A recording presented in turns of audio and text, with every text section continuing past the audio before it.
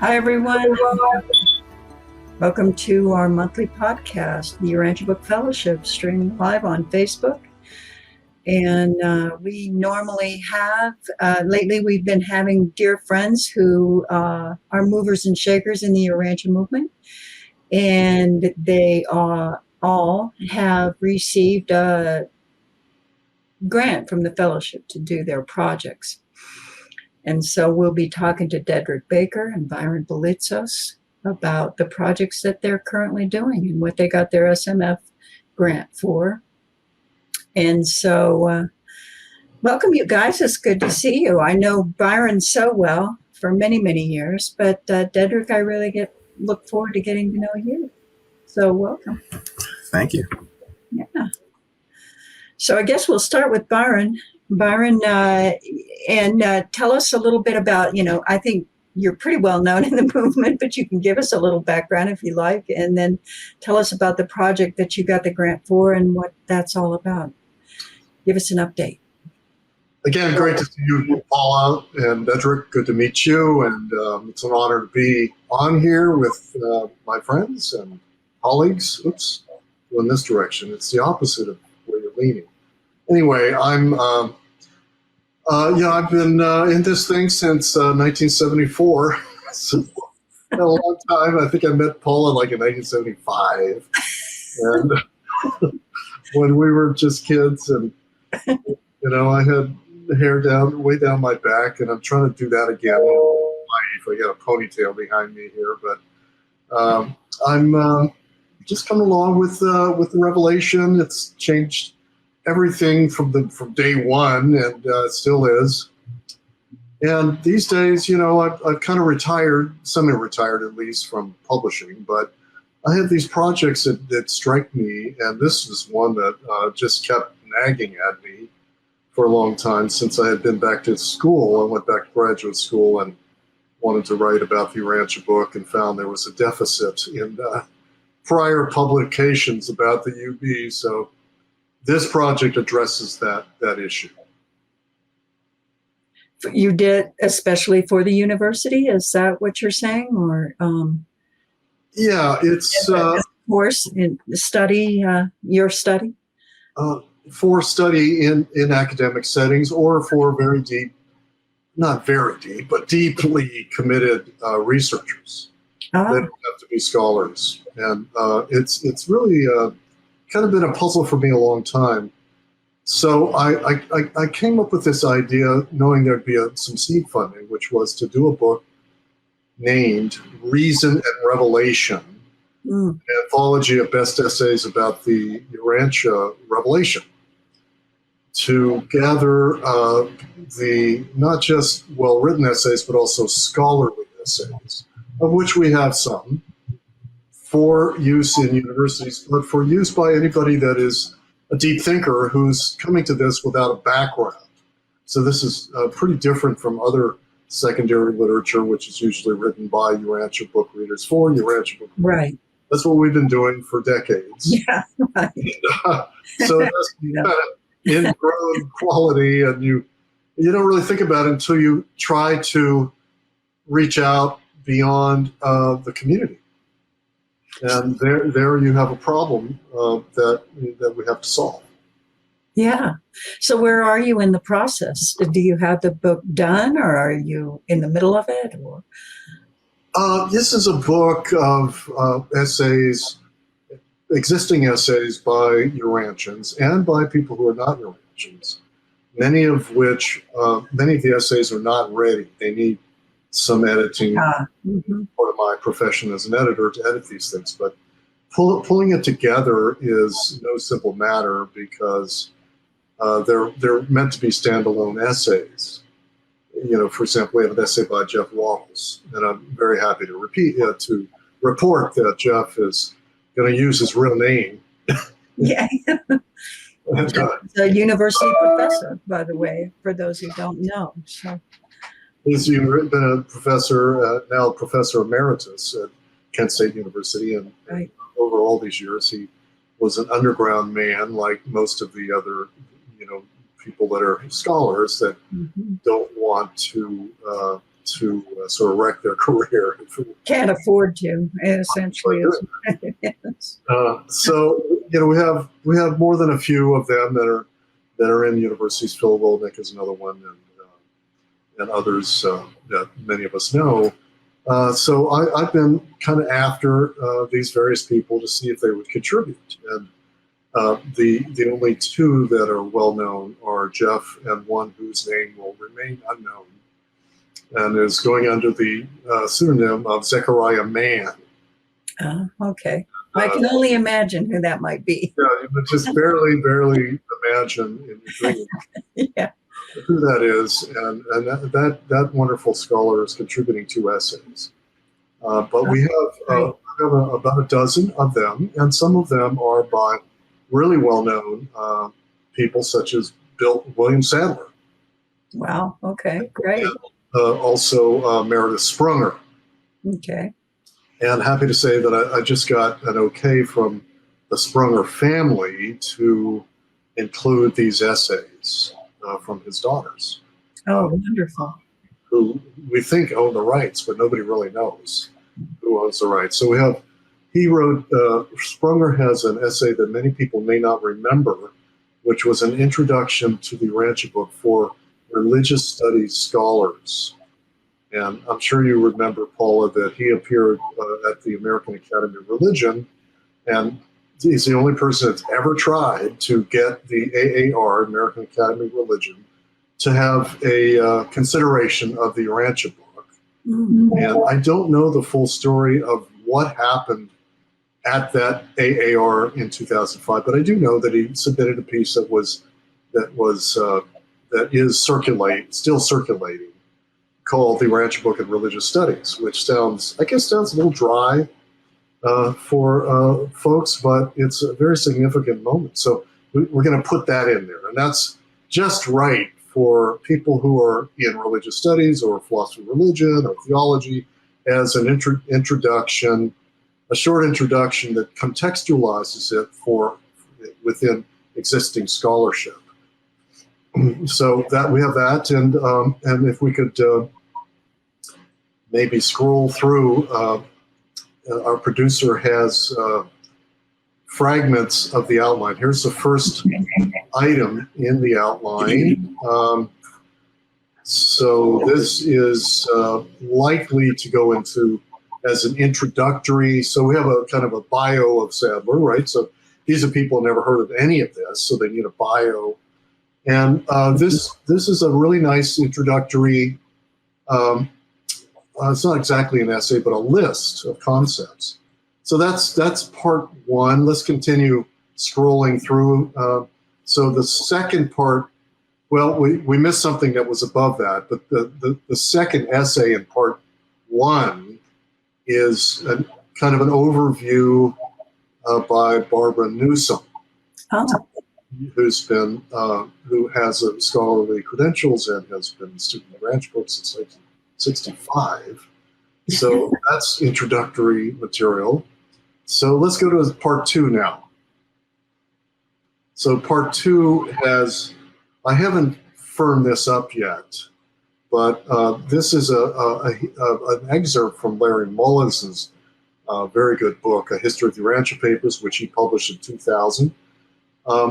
And he brought together a team, especially Dr. Meredith Sprunger, to produce this definitive history.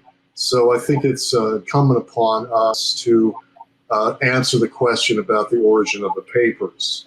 So part two covers what we call origin and influence studies. So let's go to the next part, please. So there was another essay in part two, which we missed, but that it's actually one by Michael McIsaac. Many of you know. Great. And Michael has been doing very significant studies of the cultural influence of the Urantia movement in music, in the music industry, and many other and other artistic areas. And all artistic, yeah. It's pretty amazing the work he's done. So there you go. that's Michael McIsaac said he's agreed to excerpt from his existing book, which is a deep look at these things that is pertinent for scholars to see that the Urantia movement has had an influence in our culture. Let's move to the next section, please. And so the next one has a number of studies of religion and spirituality. Here's one I mentioned before by Meredith Sprunger. And let's go to the next one, please. And this is yet another piece by Meredith. So what we have here is only the list of the parts, but there's a number of essays in each part that we don't have in these images. These are JPEGs that were just now taken. So if anybody would like to see that, it's posted at the fellowship website somewhere, so folks can see that. So it has an essay by me, which is excerpted from my master's thesis I just wrote at Union Theological Seminary. And if I could give my kind of story of what happened, Paula. Oh, it would be wonderful. I'd love to hear it. This is what we're here to do. So, over the years, decades, I've been around the academic scene at various venues. And one point in the 90s, Dave Cantor and myself and Becky Cantor were all trying to get something going at Berkeley, Graduate Theological Union of Berkeley. And we all had to drop out because we couldn't get any traction with the scholars there. And David went a little further than I did, but we all agreed that this was kind of a hopeless thing, and certainly in the 90s, because the professors there, who were, pretty open-minded, being California, Berkeley, they'd never heard of it, and there was never any prior literature about it. So all of us, faded from that venue, and so I never forgot that. And I also studied at the California Institute for Integral Studies. I was in a PhD program there, and same problem there. That no one had heard of this, and I wrote one or two essays for some professors who were like, "Wow, this is pretty interesting," but I couldn't get any further. So I dropped this whole thing for 20 years and became a publisher, book publisher. Most people know that I published books about the UB, among many things. Origin Press. And then finally did my own book called Your Evolving Soul, which is a quasi-scholarly text that led me to want to go back to school to study theology and history of religion, history of Christianity, Christian theology. And I knew it was going to be tough because there hadn't been anybody backfilling, anybody contributing scholarly work that I could cite in a thesis. I knew that problem. So I cultivated a couple of pretty open-minded professors to allow me to scrutinize the UB in my thesis, but only in one chapter. So 8 chapters, and one of the chapters refers to the theodicy of the Urantia book, that is the theological understanding of the problem of evil in the UB. Yeah. So that's a big topic. And I was able to do kind of a history of that problem and then show where does the Urantia book stand in relation to, St. Thomas Aquinas and Martin Luther and contemporary theology. And it was a lot of work. And so now that thesis is being published by an academic publisher. Jeff Waddle's publisher, Whitman Stock. So that is a breakthrough because nobody that I know of has a book with a huge chapter on the Urantia book in a academic published book. So what I'm going to do is try to go back and pitch to this company, which is among, say, the 5 most important theology publishers in the world, really. Christianity history, Christianity church history, ethics, they cover everything. And So I'm going to go back and pitch our book, Reason and Revelation. So I'm trying to accumulate enough good essays to pitch it to them after my book gets done and is on the way to the printer so that they can't back down. And so that's the preliminary idea, is to see if they will fund the book. So the second Myler program has seed funded this, and I'm really grateful. And so if you go to the link, you will see the Lincoln Fellowship website. You will see the full background story of Reason and Revelation. And if you contact me, I'll send you information, because I'm looking for additional seed funding. For example, well, one or two people that really can't do the writing unless they're paid a little bit, honorarium. So we need money for that. And so that's one thing. And secondly, I've sort of spent the money that's been delegated already. So I need additional funding. And so let me just, if I may, Paula, give kind of a background as to why this is, I think, crucial project. Absolutely. Please do. And that's because of something you're well familiar with, which is that the original days in the early decades, there was the kind of struggle between those who wanted to get the text out to the world in an fairly aggressive way, and those who said it had to go by word of mouth. But that really isn't the issue, in my view. The issue is to take some guts here and get the scholarly community to look at this thing. There's a lot of ways one could have done that. One could have sponsored essay content. You could have held conferences. You could have gone to the American Academy of Religion in 1960 and said, we want to have a booth. We want to purchase a booth, and we want to get some people to give papers to the scholars, right? So you've got anybody and everybody's at the American Academy of Religion. I mean, the Mormons have panels, and little sects and Christianity and strange groups. But what they have to do is they have to come with scholars, people with PhDs, basically, who are in their field or in their sect or in their religion, and they have to present papers. And that could have been done a long time ago. But the view that was held by the Urantia Foundation was that if we had people doing these interpretations, it might be damaging. Yeah, that it might be damaging. It would be better to not let them do these interpretations.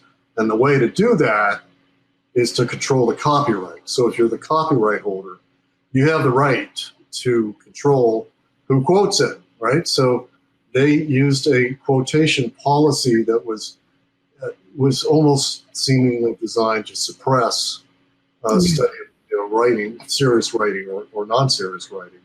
So we came into the 1990s with really nothing, and until Martin Gardner wrote a book. So when I was to come up to the present, I was at Union Theological Seminary. It's a super academic center adjunct to Columbia University, and right there, in the heart of New York City, Upper West Side. And the library, 10 million books, is one of the great libraries of the world. And so I'm wanting to send my professors to say, hey, there's been some work done on this thing. And as I went in and looked at both their books and their periodicals, there was only one thing, and that was Martin Gardner's attack book. Oh, gosh. And that's it. And so that was kind of embarrassing, but I sort of got through that. And when I say periodicals, I mean hundreds and hundreds and hundreds of academic magazines, journals. The Journal of the History of Religion, the Journal of Theology, the Journal of Christian Church History, things like that. Right. These are places where we need to have people placing articles, but we can't get that to happen because nobody's heard of it in the academic community. Well, Byron, you have to admit we succeeded in doing what it was we wanted to do. No, To keep it completely under wraps. keep it under wraps.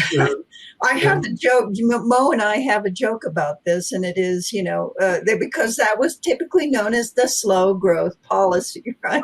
Yeah. And Mo and I would laugh because we would do everything we could think of and then some to get people to even pick it up and look at it and just give it a chance.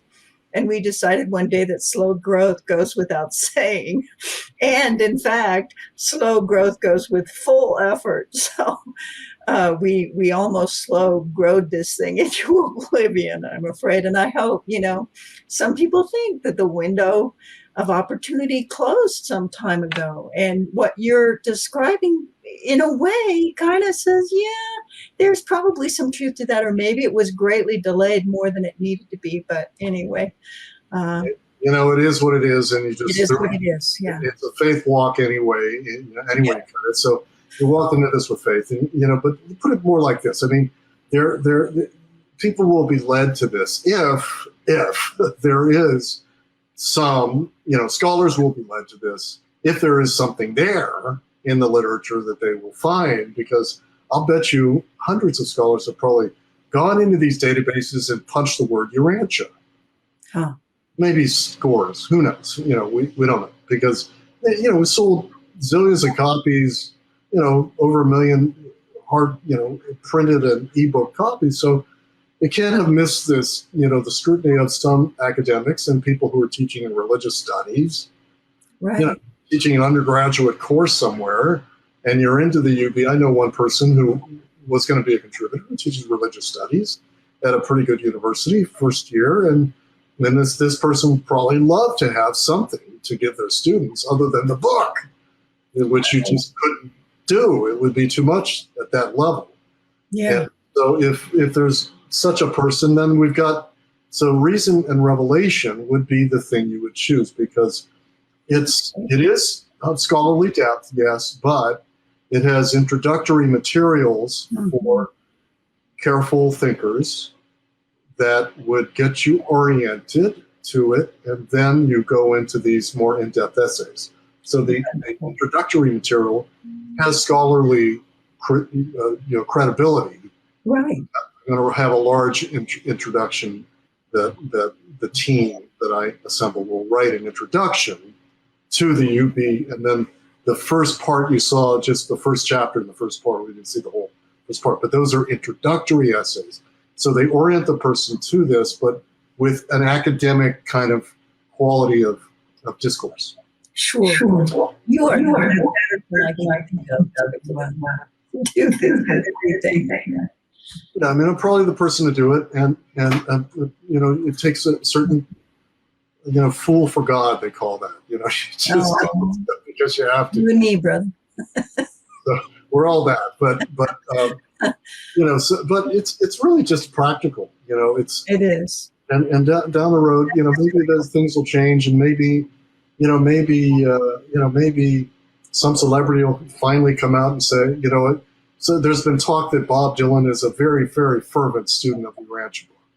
And I have pretty good evidence for that. That would not surprise me. And if Bob Dylan came out and said, I'm reading this stuff, and who knows? So there's things of that nature that could change the equation. So I want to have this thing as an introductory volume that we would then promote. It's called promotion. You promote it to get this. Books I've published, we have promoted to the professors, and the way you do it is you get the addresses of all the professors of religious studies, and it's dual. Do that, and they get in the mail all the time. Publishers send them flyers about books that they can use in their class, right? So you would send them. You would need, some couple $1,000 to do that, and that's how they would find out about it. But more than that, I'd like to convene the first academic conference. So when this thing is published, we get the writers, the authors, to come and present their chapters the way you do in an academic conference. So that would be a great idea. So with the launch of the conference, and you launch a journal, Journal of Urantia Book Studies. Yeah. So all of these things are all of a piece. So is there anything that you would like people to be able to do to help you with that? You said they could write you. I think she had your email up on the board a minute ago. If they have ideas for contributions or somebody that we may not know of, obviously there's many people, probably lots of PhDs who read the Urantia book. Let's just face it. There's a lot of academic material out there probably that's just never been heard of by a lot of us. So none of us have seen it. I mean, I've been around a long time, and I haven't seen everything. And Paula, you may know things that that are not in that list that we could solicit. But some of these people would need to get an honorarium, to do it. Okay. Maybe a little bit arm twisting, and this is if I can get this very good academic publisher, that would really make it a lot better. Yeah. So at this point, there's a need for patrons to patronize the book and the later parts, which is to have this academic conference and then a journal, be an online academic journal. It would be indexed in all of the academic journals of the world. And people would go into a university and they would see, oh, this is Journal of Urantia Book Studies. So there you have it. And if we got a bit more time, I'd like to say one more thing. Okay, go ahead. That the reason for such a thing is that that there's a text, right? So you say, well, this text is sacred, or this is revelatory text. So to validate that it's revelatory, you keep it separate from everything else, right? So that's how people know, right? That it's separate from everything else, and nobody's touched it, right? So that's one way to do it. But the other way to do it is to say this thing is so great and so excellent that we want to place it among all the other texts that are in the field of religion or sacred scripture. How does it compare to all this stuff? And that is what scholars, and that's what any deep thinker does. They look to see how it relates to other things. And if you have a claim that this is revelatory, you do not fear for the truth to be examined. So let's not fear. Let's come forward in faith and cover this thing as scholars, academics, and deep thinkers and get that out to the world. Bravo, Byron. That's important stuff. And I'm so glad that you're doing it. Like I said, I appreciate you so much. I still remember our party in hate in like 1988. Did I hate Ashbury? Yeah. I wasn't even born yet. Yeah, you were living there. And remember that character Romel who called everybody prince and princess? Princess Paula, he would come dressed up like a king, right? It was such a great time. I will never forget. That's one of those parties that will live in infamy in my life. But anyway, thank you for all you do, Byron, over many, many years. You just keep working at it, and it's really amazing and inspiring to me always. And how apropos to go from Byron, the longtime, academic scholar of the Urantia book, really for many, many years in published secondary works, all of these wonderful things, to Deadrick, who is doing a YouTube channel and really reaching out to newer readers and younger people, a new generation of readers. So welcome, Deadrick. You also are a recipient of the Second Myler Fund grant. Yeah. And tell us a little bit about yourself, how you found the Urantia book, and what brought you to want to do a YouTube channel about it, and also your foundation. Thank you. Yeah. Sure. Well, before I start, I want to give a shout out to my brother Byron. That's legit. That's the future of Urantia. We need to make this academic study. This needs to be the bar for other academic study. And how do we get there? I'm willing to help you out. I need to get your information after this. We need to talk more about the subject. Yeah, and that's funny. Yeah, you guys are talking about a party that was happening before I was even born. And that's a good segue into the young generation. That's where I'm coming from. Yeah. The Urantia Fellowship. Praise the Lord. Praise the Father. granted me a grant so I could start a YouTube channel or spread the message through my personality. And I chose to use a YouTube channel. Great. I chose to do it a couple different ways, which is what I'm going to speak about right now. But yeah, I just want to thank the fellowship for that. That's awesome. Well, I'm glad you applied, and I'm glad we had the funds available. It's a good thing. Thank you. So I'm about 31 years old right now. Quick background story. I don't want to talk about myself for too long, but I'm 31 right now. I found the Urantia book at the age of 14. So I've been reading it for about 16 years, give or take a couple months, I guess. And I'm pretty well read. I've read the book. I would round it off to about 15 times cover to cover. And I've been gestating all this information on my own for the majority of my life. I didn't even know there was another person who read the Urantia book until last Halloween. So that's when I found the Urantia community. And before I found the Urantia community, I had come to my own personal decision on to build the kingdom of heaven, period, at all costs. It was just me against the world. I wasn't going to meet another Urantian. I wasn't going to meet another Urantia book reader. So I'm going to spread this message because I guess I didn't do enough research online with study groups and stuff. So it was just me studying. So I did it. And then I found the Urantia community and I found the Urantia Book Fellowship. So that's why that's a little some background, some context of what I'm about to say, I guess, my entire spiel that I'm going to go into.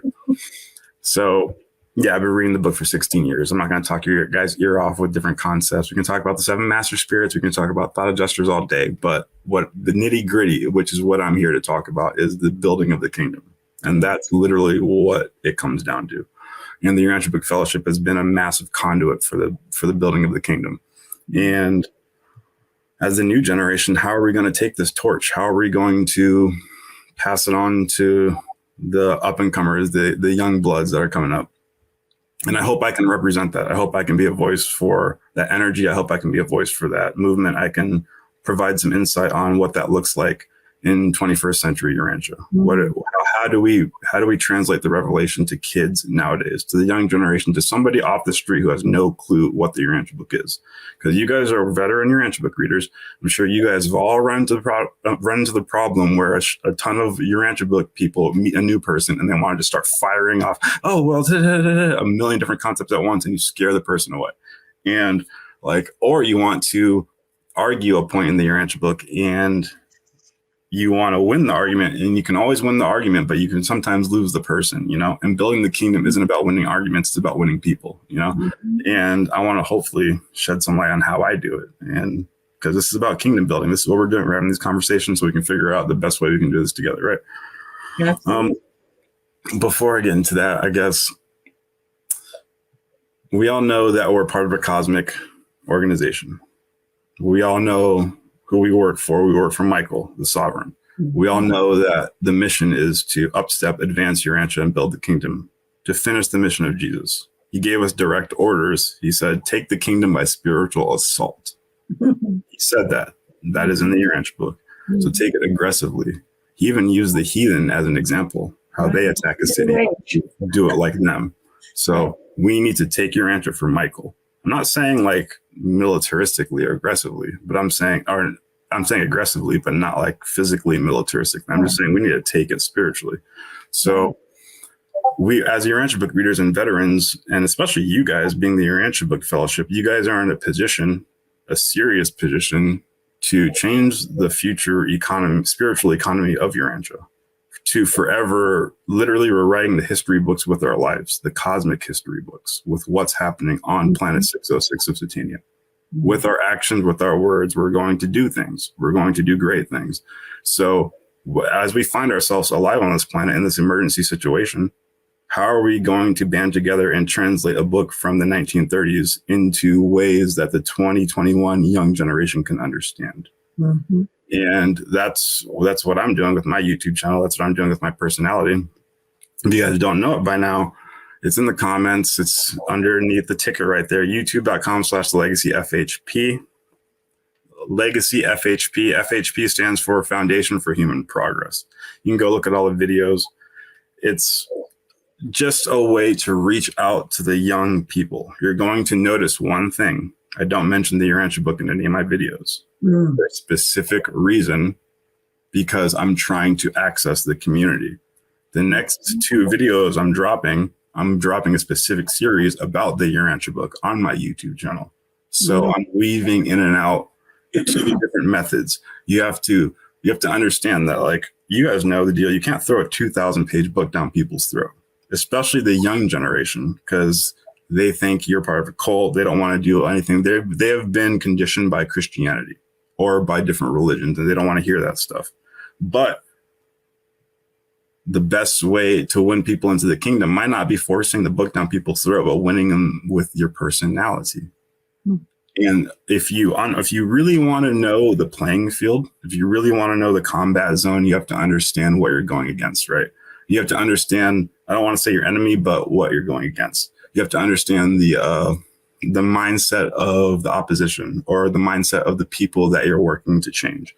So the new generation, the young generation now, they're thinking in terms of social media. They're thinking in terms of being cool. And the thing is, if you want to win young people, you have to make the truth cool. I'm not going to quote verbatim, but you guys know the quote. We've all read it 100 times. If only the master's program was a spouse, thousands of indifferent young youths would come sprinting to the kingdom. You know what I'm saying? So, like, that's what I'm saying. If you can make the truth appealing, make the truth cool through your personality, such as, I remember I wrote it down what Byron said, like, if a celebrity was into it, right. Like, that's how it is. But in my generation, celebrities are influencers, social media people with a ton of followers. Okay.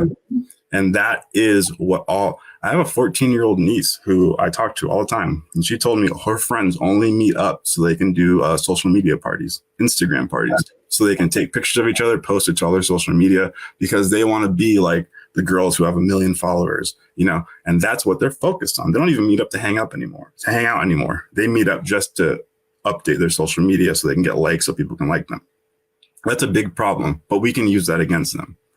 If you can make the truth cool, appealing, such as become a celebrity or an influencer, make it like, I'll get into it in a second. I make music. I actually just recorded a song. It's going to be released this weekend on my new video coming this week. The song's going to be with the video.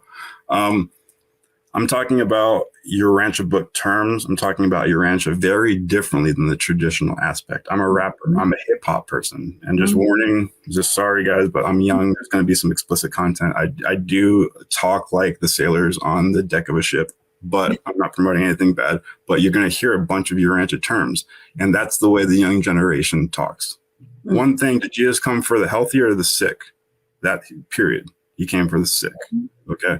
So, like, if you're going to have to act, if you want to truly build a kingdom, in order to access the young generation, you need to speak their terminology. So you're going to hear in my music, wow, he's talking about Urantia book concepts, but in the cool kind of way that, like, you know, the young generation can understand. So that's how I'm perceiving the Jesus message. And the other quote where it says, it's up to us to restate the Jesus message so that every man can have another way to understand the truth. So, like, I'm incorporating that into my personality and the legacy. And I just think that if you can make the truth cool, such as like a hip hop video where everybody's wearing Urantia gang shirts, where there's everybody posted up. I know it's very untraditional and unorthodox and what the traditional Urantia book community has been doing, but that's going to appeal to the young generation, get 1 million views. And when they see the shirt, they're going to be like, what's a Urantia book? Boom. You know what I'm saying? Like, that's the way to do it, instead of like throwing a 2,000-page book down their throat. You know what I'm saying? So I guess that's the energy I'm coming from. And with the legacy FHP, that's what we're trying to be. We're trying to be a bridge between the young generation and the Urantia book. Make it cool. I got a bunch of shirts coming in that say just the Urantia book in white letters on it. I'm going to do a music video with it. It's going to be cool. So I'm going to get the kids on it. I know I've been babbling on. I don't know how much more time I got. It's Sorry. Great, man. I love your energy. You just keep going. I want to say you go, man. Does it make sense what I'm saying, Paula? Am I saying anything too crazy? It makes total sense. You have to reach out. You know, you have to know your audience. And I've been doing outreach with Urantia book for decades, and public outreach. And you stand at a booth. The main way we've done it is we go to a marketplace of ideas, and we stand in the public in front of the Urantia book, and we say, you know, come and ask questions. Mhm. and you learn to think on your feet, but you also learn to listen for a few minutes to what the other person is looking for, Yes. and you give them what they need. You don't try to and you steer clear of terminology that will sound foreign and unusual to Yes. them, because you'll lose them. They'll get stuck on a Mhm. word and you'll lose them. So, yeah, there's techniques that make sense. And to reach, young people where they are, where they're reachable. You sound like my friend Derek Samaras. You and Derek Oh yeah, I know Derek, man. He's cool. He's a cool cat. you should be good friends. I know you will be. So Yeah, yeah. I'm he is a gonna cool get on cat. that Spirit of He Truth has- podcast pretty soon. Oh, good. Yay. Good. I'm glad to hear it. He's a great interviewer and he's a great human being, and I adore him. And, if you could, I just want to ask you one thing, Dedrick. Yeah. If you can pick out one concept in the Urantia book, Oh. and there are so many, right, that you would say this concept is fundamental for my generation to get. This one is so important for them. What would that be? Can you think of something off the top of your head that is like, I would really like the 20 and 30 somethings to get this concept? Dang. Yeah. That's a good question, but if I could I took a step back and just observe my spiritual disposition, my adjuster, feeling it out. The first thing that came to my mind, it's simple, it's the gospel, the brotherhood of man, the fatherhood of God. It's always that one. But like, if I could be brutally honest, it's such a simple term. It makes so much sense. We all understand it because we're Urantia book read, but well, part of the problem is, at least in my point of view, it sounds a bit cliche, right? It sounds Christian. It sounds super Christian. Yeah. And so I think, well, that, I absolutely agree with you. That's the gospel. That's what I'm saying. That's the heart of it right there, that we are all God's children, whether we know it or not, and who is God, and I'll give you an example. I have a friend who's 36 and she's amazing, but she's an atheist, and she had a boyfriend who was an atheist, and he convinced her to be an atheist too. And it just made sense. It just made sense in light of science, right? And all that we know, that, and in light of religion and how religion has kind of seems so archaic. Yeah. In this age of science, right? Mm-hmm. And so it just makes sense to her that atheism just makes sense. And we've talked about it a lot. And I said to her one day, I said, so tell me though, do you have a soul? And that really stopped her, and it wasn't a trick question. I just wanted her to be clear about that. Because, do you have a soul? And she thought about it for a minute and she said, well, yeah. And I said, well, then what is that?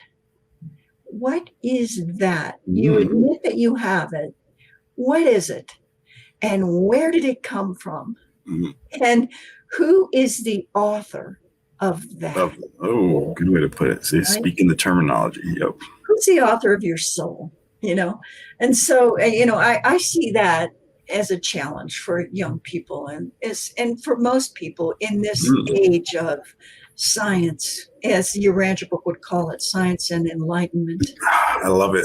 It's easier for me to talk to other religionists because we're talking from the same, we understand where we're coming from. But when you're talking to somebody who has no beliefs in the other, the spiritual realm, the other side, the divinity of God and our creator and our maker. And then the brotherhood of man, the father of God and the brotherhood of man. That's so interesting.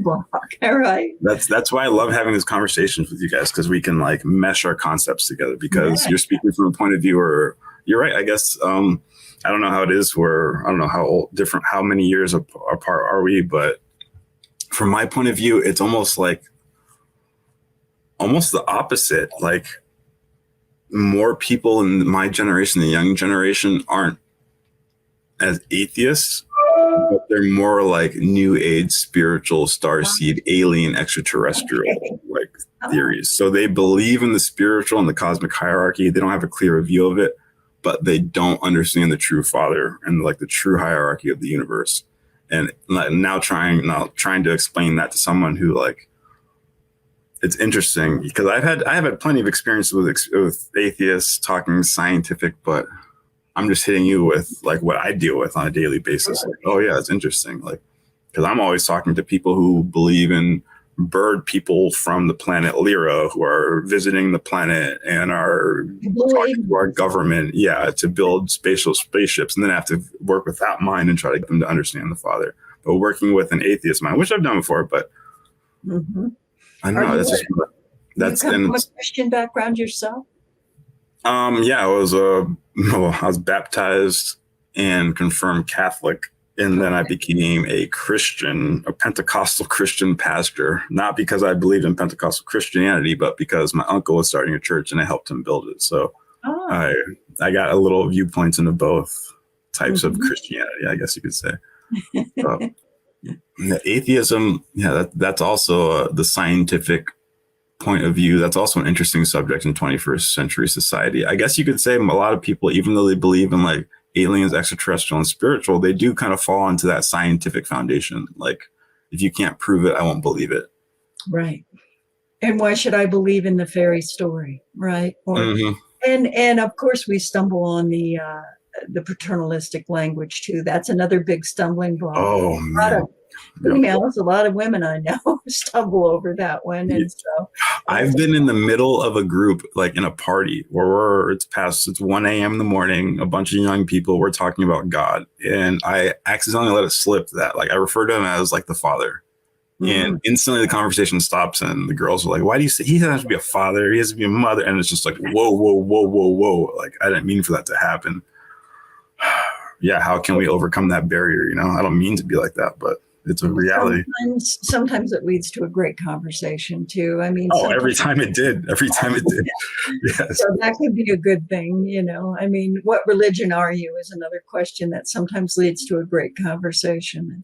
And, I grew up with this idea that you couldn't talk God, politics, or you couldn't talk religion, politics, or sex, which are the three things that everybody wants to talk about. Hey, that's what I'm saying. Exactly. Yeah. but and learning how to talk about those things in a non-offensive way, I guess, or in a way that doesn't offend you or the other person you're talking to, and have a true dialogue, a sincere dialogue, is so important. And there you go. That's the key right there. You just said it. Like, sometimes not even thinking about any of this stuff, not even trying to push your Urantia concept into somebody's mind is the best way to do it. Like, what did Jesus do?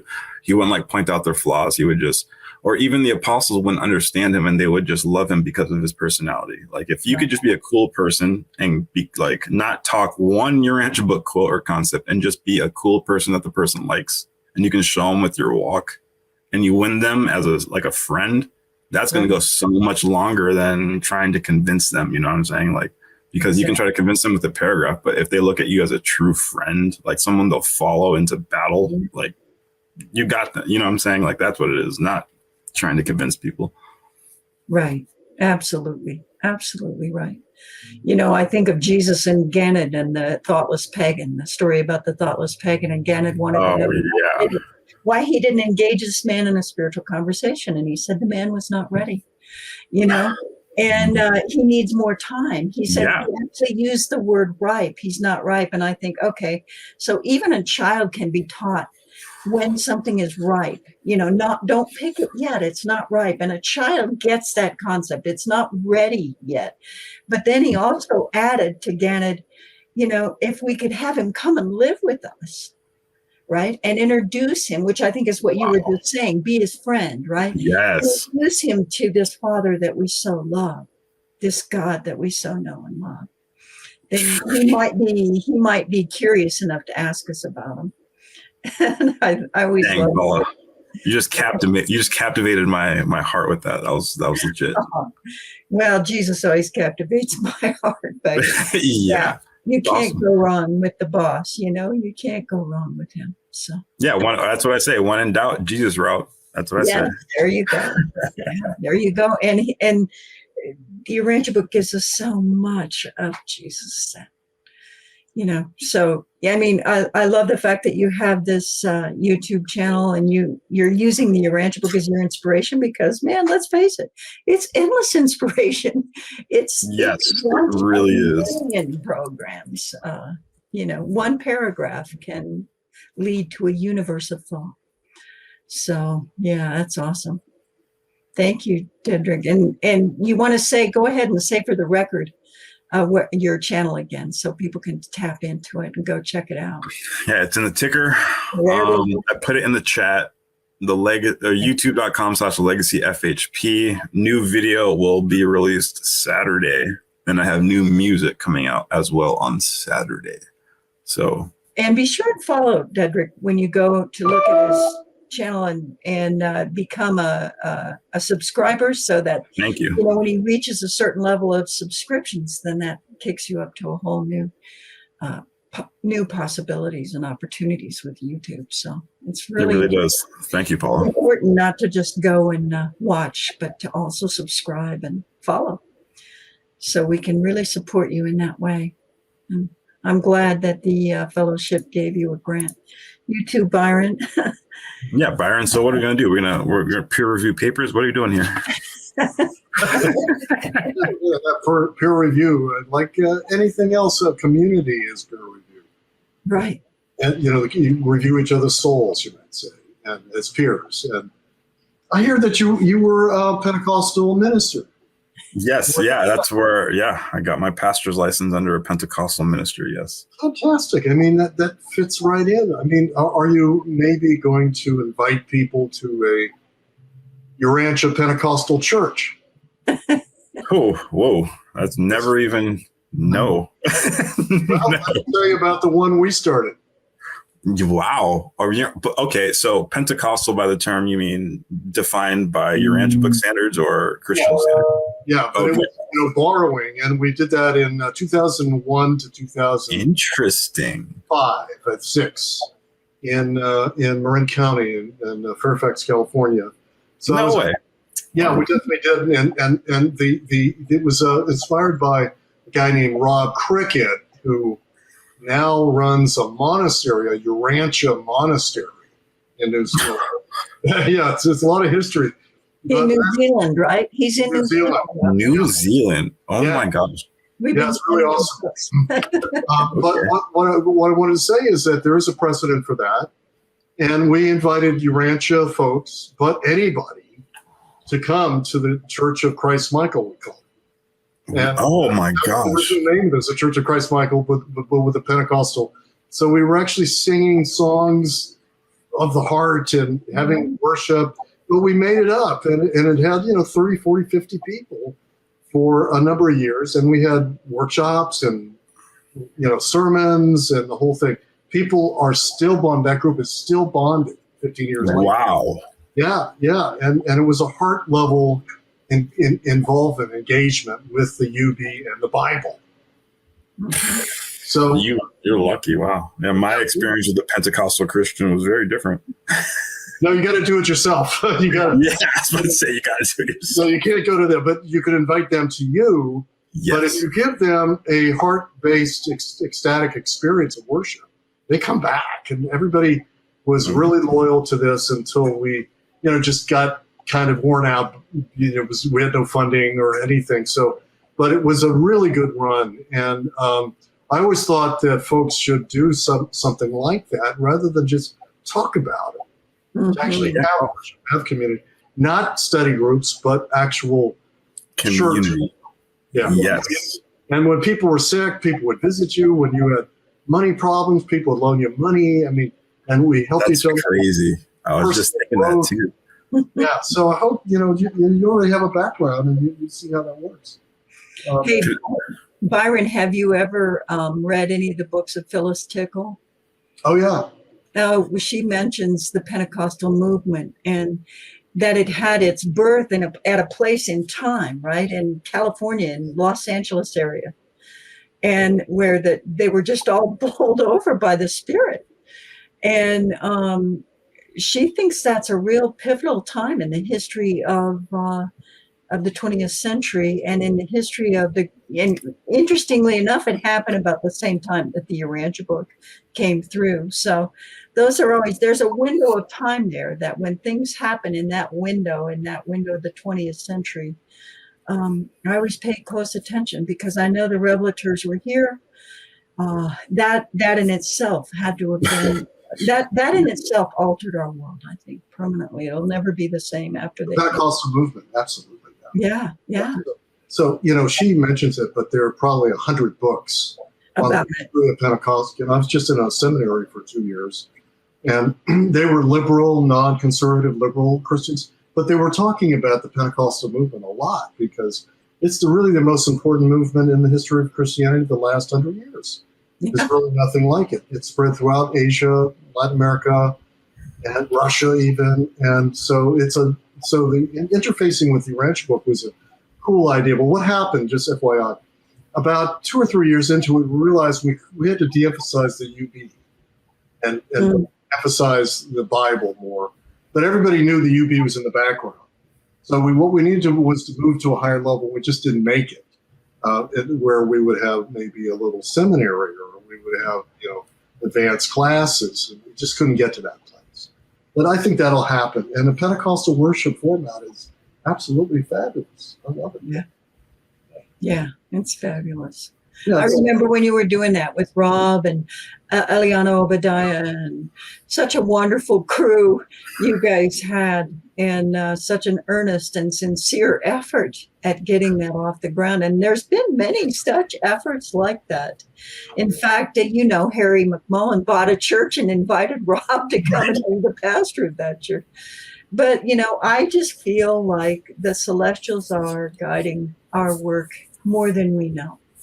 Yes. And, they are. It's messed up. You kind of feel it and sense it, and you're like, oh, all I got to do is walk the steps, and they're gonna. It's. Yeah. Hey, did you guys ever think you read the Urantia book, right? And you read those words where Jesus said, even always, Father, not my will but yours be done, and it holds that up as the axiom for us. Like the prayer to be said. Even so, not my will, but yours be done. Your will be done. Your almighty, infinite, powerful will be done. Not mine, but yours. And if you say that, I have a theory that if you ever said that, the universe said, okay, just remember, you said it. You gave them permission in saying that. Can you guys tell my eyes are watering right now? Yeah. By saying that, you gave them permission to use you however they will to accomplish the Father's will, because you made that declaration. And sometimes things will work out and sometimes they won't. But when they don't, I always think, well, time hasn't come yet. They're running the show. So we'll just keep going down this way and do the best we can, and hope for the best. Whoops. Yeah, and whoops. Oh, well, time wasn't right for that. But then, and maybe it had another special purpose too, a specific purpose. So it all works together for good. Deadrick, I suggest you bring Paula as a visiting preacher. Okay. Hey, I hear that. Both you guys are going to be on my new podcast coming out on my YouTube channel. You can just call me the Apostle Paula. No. Paula coming with the bangers. Oh my God. I wasn't expecting that. That was great. I had a dear Urantia friend from Las Vegas who called herself the Reverend Brother Barbara. The Reverend Brother Barbara. The Reverend Brother Barbara. Yeah, she got it. She's a son of God, right? I'm a son of God. I get it. It doesn't matter what sex I am. I'm a son of God. I'd like for you to speak to a couple people. Yeah. That is, in fact, guys, that is our equality. Women talk about that, why are we all sons of God? That is our equality. They've given us our equality right there. They've said there is no difference. That's our equality. Yeah. That's it. Yeah. They have to use a word, but they gave it to us right there. You're all sons of God. There you go. There's your equality. There is no difference. Jesus said it in other ways too, right? But there you go. Yeah, let's not focus on the term. Let's focus on the spiritual energy behind it. Right. The concept, the meaning. But I'll quit preaching now. I'll listen to you preach all day, Paula. I'll listen to you preach all day. Is there anything else you guys want to say before we end the show, or just tap Byron in? first? Well, first I want to congratulate Deadrick for doing what he's doing. I haven't met you before, so I'm thrilled to hear about your work and your energy and your background. YouTube is a great venue to do this. Yeah. I like what you're saying and hope that you expand in the coming decades to make this reach millions of people. That's basically that. And if you get going, then there will be a seminary somewhere, and there will be textbooks like the one I'm proposing for students to become ministers or theologians or historians, to use the Urantia text, not isolated, but in relation to all the other knowledge. So we need that to build a new civilization. There you go. That's my view. Well, thanks, you guys. That's great. We're out of time, but man, it was an honor to have you on the show. Thank you. Dude, Byron, I'll get your info. I got you. We're gonna hit. We'll be talking. I love you guys. Thank you, Paula. UBF. Shout out. Shout out, Jeff. Say Jeff is that. God bless everybody. God bless. Love y'all, guys. Love you. Bye for now.